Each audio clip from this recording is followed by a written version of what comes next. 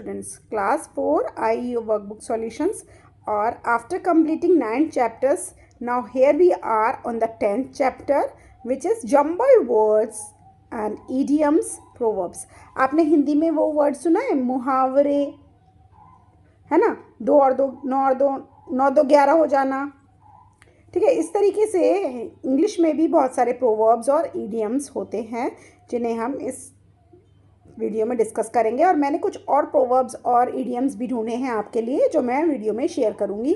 Video को last तक देखिए और इसको समझने की कोशिश करिए, ठीक है। इट इज़ नॉट कंपल्सरी कि the ones that are given here in the book they will only come, you will get some many more, okay. So I have covered many idioms and proverbs in this video. Fine, let's move forward. पहला question है unscramble jumble words to make a meaningful sentence. Unscramble क्या होता है? आप ये पढ़ के ही घबरा जाओगे और वहाँ पे कुछ भी कर दोगे।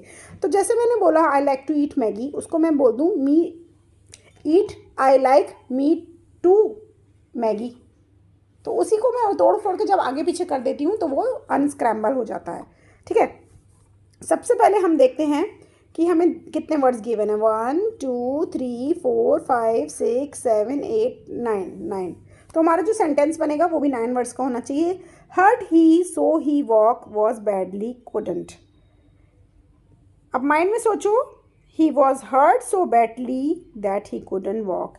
ही was hurt so badly that he could not walk. उसको इतनी चोट लग गई थी कि वो चल भी नहीं पा रहा था। बेटा हाथों हाथ यहाँ पर करने के बाद OMR फिल करते जाइएगा। Fine. Are curtains very these expensive? Question mark है, यानी कि क्वेश्चन पूछना पड़ेगा। Are these curtains very expensive?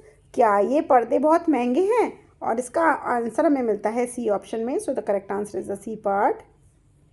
I can with you stay time for some, इसमें भी क्वेश्चन हमें बनाना है, तो बन जाएगा can I stay with you for some time. Can I stay with you for some time, C option is the correct here. Give a glass me of water please, इतने easy तो नहीं आएंगे। Please give me a glass of water, B is the correct option. ये तो हमारा LKG का बच्चा भी बना लेगा। Will you I help studies in your, I will help you in your studies. I will help you in your studies. D is the correct option। ये तो लग रहा है सक्सेना ट्यूटर्स की तरफ से ही सेंटेंस लिखा गया है कि I always help you in your studies। हाँ, ठीक है। 6 पे आते हैं। Our area newly is the she elected MLA of। She is the newly elected MLA of our area। बहुत इजी था। A is the correct option, साफ साफ दिख रहा है। The more you have desire कितना फनी सेंटेंस है।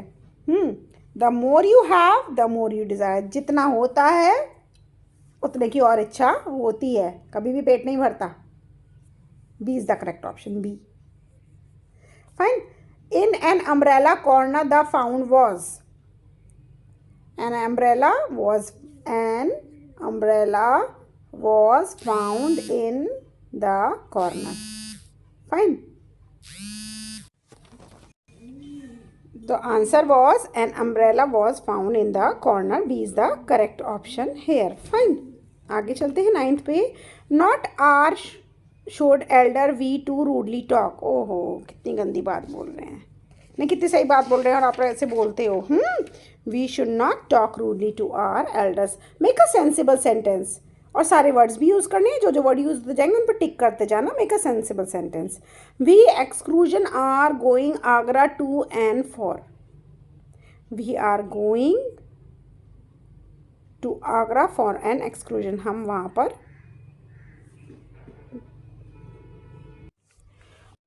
पर घूमने जा रहे हैं, हम आगरा घूमने जा रहे हैं। Correct option is C part. Choose the correct meaning of the given idioms and proverbs. आ गए हैं मज़ेदार, ठीक है, कि जो आपको ये इडियम दी है इसका सही मतलब बताओ। द डेविल टू प्ले, इसका मतलब होता है भुगतान करने का शैतान, हिंदी में भुगतान करने का शैतान। Trouble to be faced as a result of one's action, किसी की गलती की वजह से आपको जो परेशानी आती है, और हिंदी में भुगतान करने का शैतान। The correct option is C part, C C C C. Birds of a feather flock together, birds of same feather होता है, वैसे यहाँ पर अ फैदर नहीं होता, एक पंख किसी का नहीं होता। Birds of same feather flock together, इसका मीनिंग होता है एक जैसे लोग जो हैं वो एक साथ रहना पसंद करते हैं। जैसे हिंदूज़ जो हैं वो हिंदूज़ के साथ, मुस्लिम्स एक जैसी कम्युनिटी के लोग एक जैसे लोगों के साथ रहना चाहते हैं। People who are similar spend time together. The correct option is B part. मेरा पेन कहीं भी चल रहा है भाई। Good things come to those who wait, इसका मतलब होता है अच्छा, उसी के साथ होता है सब्र का फल जो रखते हैं उनका फल ही मीठा मिलता है। If you are patient good things can happen, सब्र का फल मीठा। Two heads are better than one, इसका मतलब होता है एक और एक 11, मतलब आप एक जब बुद्धि चलाओगे और दो लोग उसी चीज़ पर बुद्धि चलाएंगे तो ज़्यादा अच्छा रिजल्ट मिलेगा। हिंदी में इसको बोलते हैं एक और एक 11। इसका मीनिंग है C part, it is easier to do something as a team than by your self, team work ज़्यादा फ्रूटफुल होता है। To blow one trumpet means अपने मुँह मियाँ मिट्ठू, मतलब अपनी बड़ाई करते जाना, अपनी तारीफ़ करते जाना, जैसे मैं करती रहती हूँ ना, Saxena tutors is the best, Saxena tutors is the best, और कोई टीचर ऐसा नहीं पढ़ाता मैं जिससे पढ़ाती हूँ, etcetera etcetera. To boast about one's achievement, boast का मतलब ही होता है अपनी तारीफ़ करना, अपने मुँह मियाँ मिट्ठू बनना। स्पिन अ यार्न मीन्स होता है कहानी सुनना। आज मेरी क्लास में एक बच्ची नोटबुक नहीं लाई तो मैंने उससे पूछा था बेटा why you have not brought the notebook, तो वो शी स्पन द यार्न, मतलब वो कहानियाँ के किस्से बताती गई, ऐसा हुआ वैसा हुआ वैसा। मैंने कहा बेटा रहने दो, माफ़ करो, कोई बात नहीं, sit down.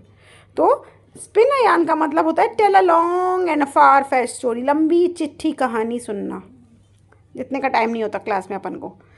Cost an arm and a leg means बहुत महंगा।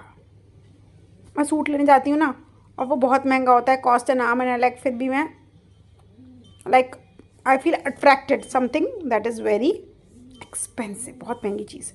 Having your head in the clouds means अपना सिर बादलों में होना, मतलब मुंगेरी लाल के हसीन सपने देखना। डे ड्रीमिंग और नॉट पेइंग अटेंशन, पढ़ा रहे हो and you are having your head in the clouds, movie देख के आए उसी के बारे में सोच रहे हो, बाहुबली, कटप्पा, है ना। 19th है barking up the wrong tree means गलत जगह ढूंढना या गलत जगह अपना आंसर फाइंड आउट करना, looking in the wrong place. 20th है when pigs fly something that will never happen, कुछ ऐसी चीज़ जो कभी हो ही नहीं सकती। पिग्स कभी फ्लाई कर सकते हैं, सुअर आसमान में देख सकते हैं, नेवर। सो ऐसी कोई चीज़ जो कभी हो ही नहीं सकती। अचीवर सेक्शन के जो क्वेश्चन होंगे वो 2 नंबर के होंगे, बाकी सारे 1 नंबर के होंगे। ज़रा टाइटली इसको ध्यान से करना, पीसफुल माइंड से अनस्क्रैम्बल करो। Far I my he visit because rarely uncle stays, I rarely visit my uncle because he stays far, मैं कभी कभी मिल पाता हूँ अंकल से, बहुत दूरी पे रहते हैं। 22 work didn't out as I it thought would, अरे भाई क्या बना डाला, it wouldn't work out as I thought it would, ऐसा नहीं हुआ जैसा मैं चाहता था कि हो जाए। Truth tell me you the didn't why didn't you tell me the truth, मुझे सच क्यों नहीं बता रहे हो। Jump on the band wagon means जैसा देश वैसा वेश, जैसा देश होता है वैसा ही वेश करना पड़ता है। The meaning of this proverb is join a popular trend, जैसा देश वैसा वेश। To take with a grain of salt, इसका मतलब होता है to take with some reservation, A part. कुछ और ईडियम्स मैं लास्ट में शो कर रही हूँ, ये देख लीजिए, अच्छे से पढ़ लीजिए, क्योंकि ईडियम्स पता नहीं कौन से आ जाएंगे लेकिन आएंगे ज़रूर, ये बात याद रखिएगा।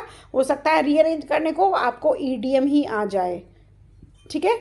सो बाकी जो चैप्टर्स मिस हो गए हैं उसकी वीडियो देख लो, हर चैप्टर में मैम ने ऐसे ही इंपॉर्टेंट टिप बताई है जो आपके लिए बहुत फ्रूटफुल रहेगी, ठीक है। आपको आईओ का अचीवर बनना है और मैम को प्राउड फील कराना है, फैमिली को प्राउड फील कराना है।